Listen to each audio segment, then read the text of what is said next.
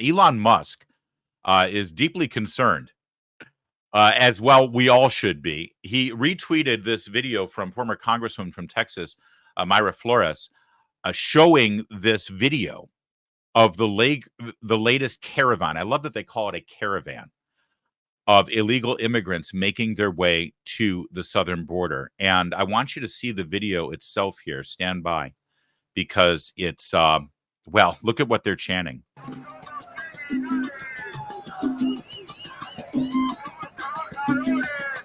We are not criminals. We are international workers. Look at the stream of people. Look at that. This is like, I saw somebody estimating the numbers here. This is like 4 brigades in the United States Army making their way to our border. By the way, they're chanting, we are not criminals, we are international workers. Can I just say something? Their own words right there implicate them as criminals. Let me explain. When they cross our border, the only way they're going to get into our country is to claim asylum, right? That's the big loophole right now that they're all using. The left loves it. Democrats love it. They've all been trained. They know the exact words. They encounter a Border Patrol agent and they say, I claim asylum. And then by law, right now, the way it's being enforced by this administration, they have to be allowed in until they get a hearing for their asylum claim. And right now, there are so many of them in this country. By design, they flooded the country, and the Democrats have allowed it to happen by design. There are so many that their hearing for asylum, in some cases, are dated 8 years from now. And they're allowed to stay in here pending that hearing, if they even show up to the hearing. Now, what does this all mean in terms of me making the claim that they're proving that they are criminals by chanting they're international workers? Well, here's what I mean. In America, there are certain reasons why you can legitimately claim asylum. You can claim asylum for religious persecution. You can claim asylum for political persecution.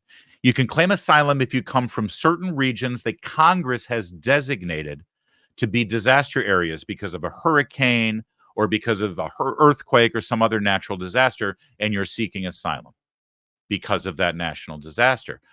There's like, here's what you can't claim asylum for. You can't claim asylum for economic purposes. You cannot come to this country and say, my country has no jobs. We have a lousy economy. I want to come here and I want to make money.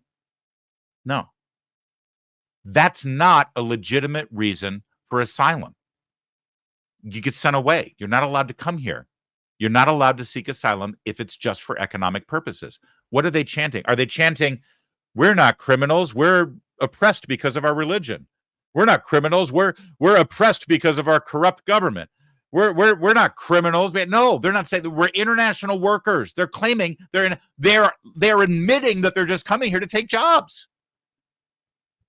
And if they claim asylum, they have immediately broken the law. They are, in fact, criminals.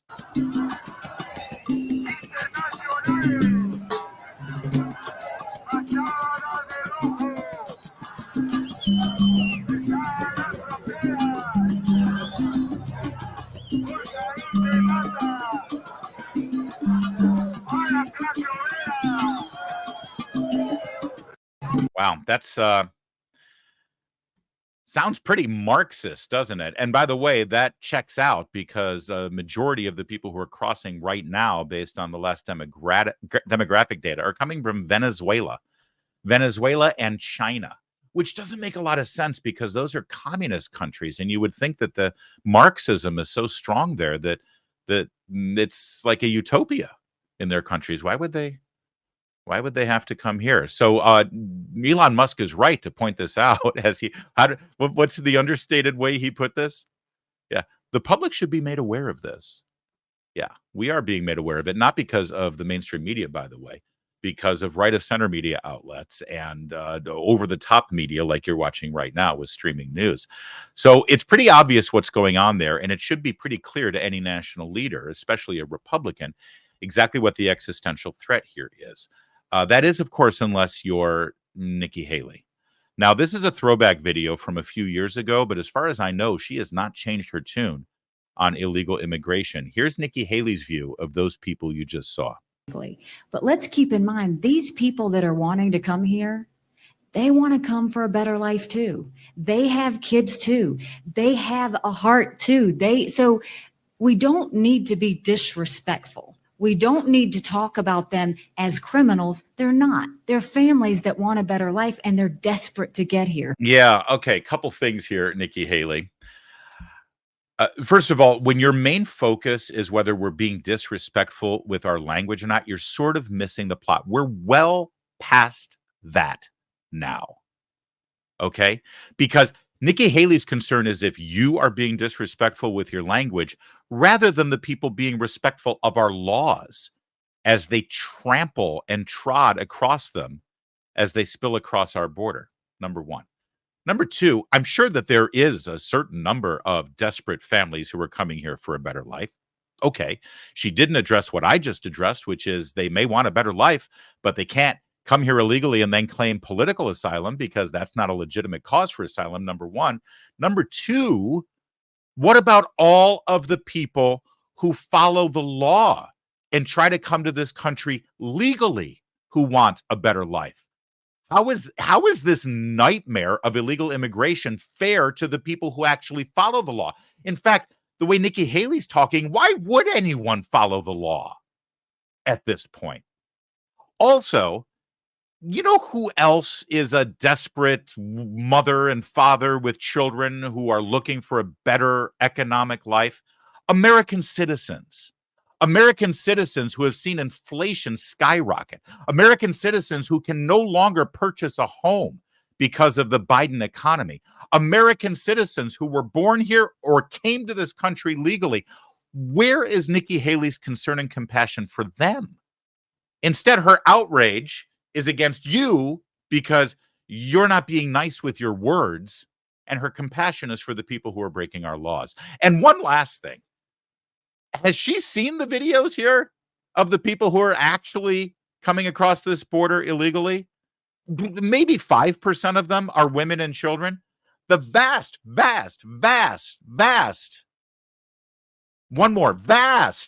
majority of the people who are crossing the border illegally come to this country are young men, young single men of fighting age.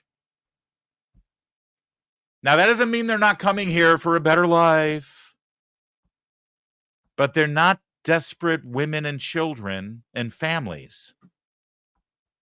And if they are coming here for a better life, I'm sorry, this is just how the economy works. Nikki, you should know this. And I think you do, but you just choose to ignore it. If they come here seeking a better life and they take a job that gives them a better life, that's one less job for an American citizen to have. And, you know, when we've got the heyday of boom time economic glory here in this country, where there's a chicken in every pot and everyone can afford a home and everything is great and we've got 2% unemployment, you know, like it was during Donald Trump, then maybe that's fine. But that ain't where we are right now. Nikki Haley's got to read the room. Ingrid says, this is particularly egregious to me. My family, oh, great. This is wonderful. My family came from Austria. We waited. We passed the test. We learned the language. We showed proof that we wouldn't be a burden to the country that permitted us to become Americans. Becoming American differs from coming to America. Well said, Ingrid.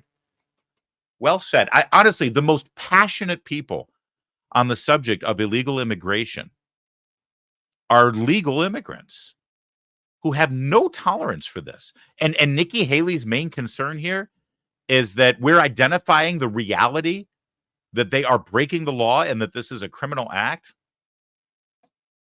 That said, there is a dynamic here this election year that Republicans do need to address.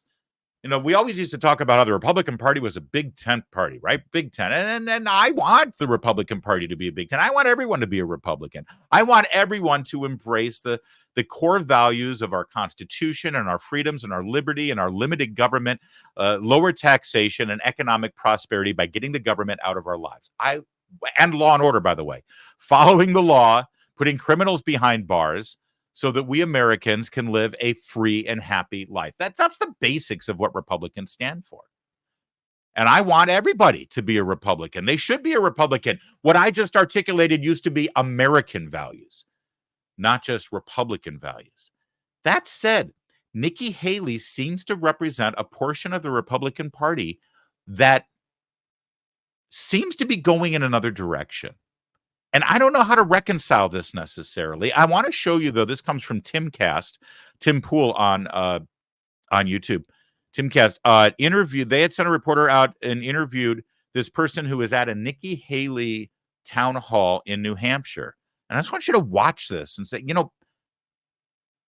I have no doubt this guy really is a Republican. And I wonder where he finds his political home if his candidate, Nikki Haley, doesn't win. Watch. Polls show Donald Trump will likely be the Republican nominee. If that is the case, will you support whoever the nominee were? No, I wouldn't support Donald Trump. I voted for Joe Biden last time. I would do the same again if that were the race. Is there something Donald Trump could do to win over your support from Biden if that were the eventual case? Not at this point. Absolutely. Is there something he did to especially sour you from him? There are a lot of things. That's a tough one to answer. But January 6th in particular, I think this is an election about democracy, and I would ultimately choose democracy over political issues, even though I probably align more with him on a lot of the issues. One last thing I want to ask you. There are some rumors that Nikki Haley may be his VP pick. In that case, what would you think, and could you support him if she was his VP? I wouldn't support him under any circumstance, and I would say the likelihood of her being his VP, I think, is really low. Tucker Carlson and a whole bunch of the right-wing media is already 100% against this. I don't see him doing it. I think her support of Ukraine is critical. It's probably the top issue of the election for me is on foreign policy at this point, on deficit reduction. I think she's miles ahead of Donald Trump on both. Absolutely. I know actually in the Republican Party, support for Ukraine is kind of divided 50-50. She's made the case for Ukraine out here today. Can you tell me a little bit more about what you think about the Republican Party being kind of split on this issue? I think she's 100% right. The invasion of Ukraine is wrong. It's divisive. It's unethical. And she stands on the right side of history. All right. So listen, I don't want to debate him point by point on this. It's kind of fruitless. He's, every American has the right to believe what they want to believe. The idea that the Ukraine issue is his number one issue. Or I saw a poll last week where they were doing end of year roundups. It's like they were going through a bunch of stories. And it's like, rate this story on a scale of 1 to 10 in terms of its importance and how much you followed it. And Ukraine was like a 5 out of 10, right? So for that to be your number one most decisive issue in the election, there's not a lot you can do about that, right? But one wonders how this election is going to shake down. I think we're seeing a shift right now. And there are a lot of people like this guy, if he truly is a Republican, who will find themselves in a new political home because of this and because of this issue. And I think this probably started in 2016. But here's the thing. Donald Trump won without that guy in 2016. And I don't want to get into who won 2020 or not, but the Trump coalition held firm, and he actually grew his votes and grew his base from 2016 without that guy. And the idea that Donald Trump might bring in Nikki Haley to sort of create this big coalition government from the Republican Party, I think I think what he had to say here is a perfect example as to why that's a horrible idea. Because the fact is, the people who don't want to vote for Trump right now, who are supporting Nikki Haley, they're not going to vote for Trump because Nikki Haley got brought in. And all Trump is doing is setting himself up for failure. He doesn't need a vice president to help him win the election who will then undermine him once he wins. That's the last thing he needs. But it's instructive to see that video, and I'm glad the guys at Timcast were able to get it.